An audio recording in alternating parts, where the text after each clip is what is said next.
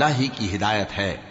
وہ یہ بھی کہتے ہیں یہ بھی نہ ماننا کہ جو چیز تم کو ملی ہے ویسی کسی اور کو بھی مل سکتی ہے، ورنہ وہ تم پر تمہارے رب کے روبرو حجت قائم کر دیں گے۔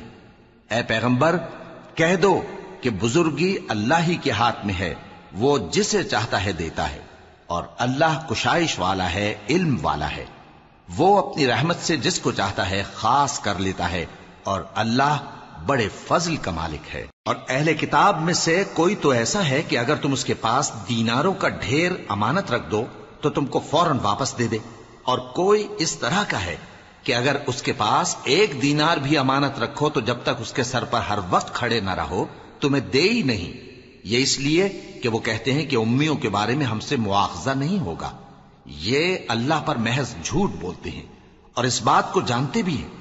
ہاں کیوں نہیں، جو شخص اپنے اقرار کو پورا کرے